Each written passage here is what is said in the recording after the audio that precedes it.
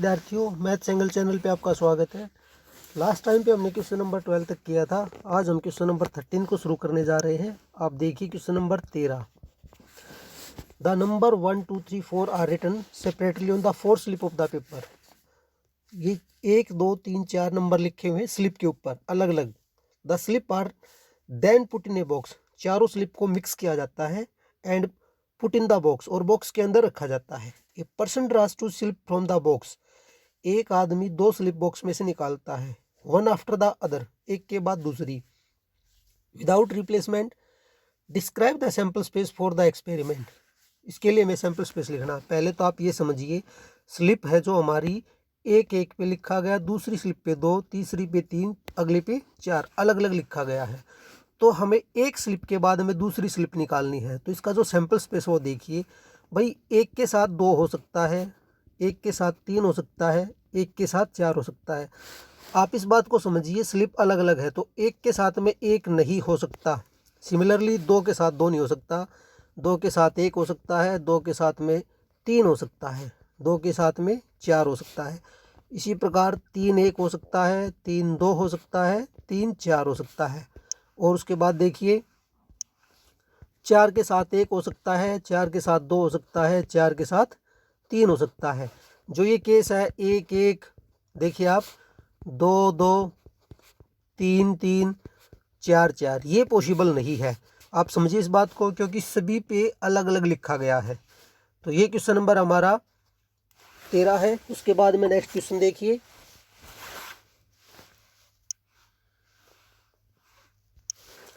Question number 14 देखिए। उसके बाद में आप,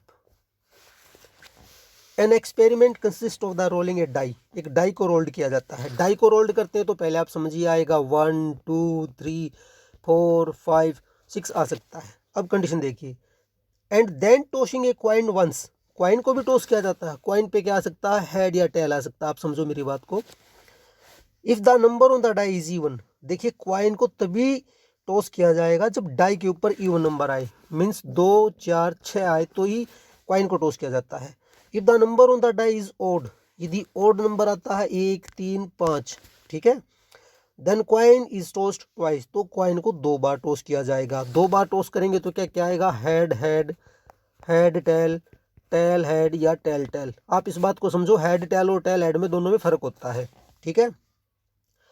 right the sample space for this experiment. इसके लिए हमें सैंपल स्पेस लिखना है।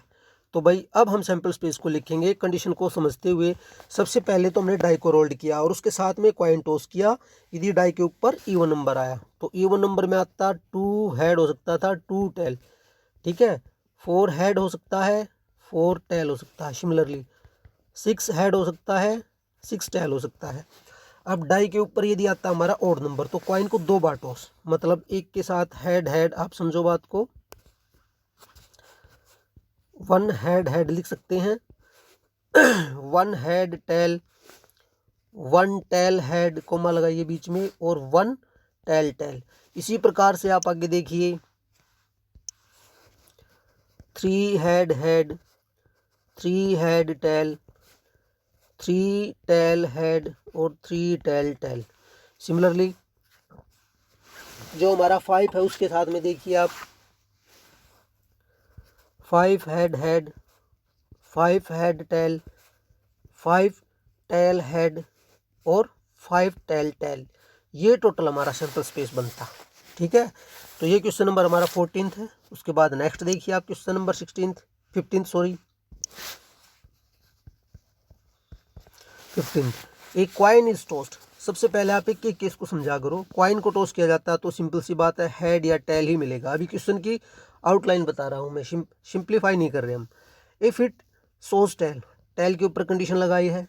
We drive ball from a box which contains 2 red. देखिए यहाँ पे 2 रेड बॉल है और यहाँ पे 3 ब्लैक बॉल है यहाँ पर।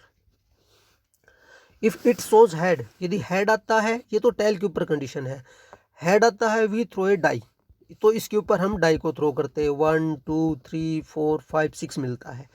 Find the sample space. अब इसका सैंपल स्पेस लिख रहे हैं। तो पहले देखिए, हेड आता तो हेड के साथ आएगा 1, H1 लिखा मैंने, हेड 2 लिखा, हेड 3 लिखा, हेड 4 लिखा, हेड 5 लिखा, हेड 6 लिखा।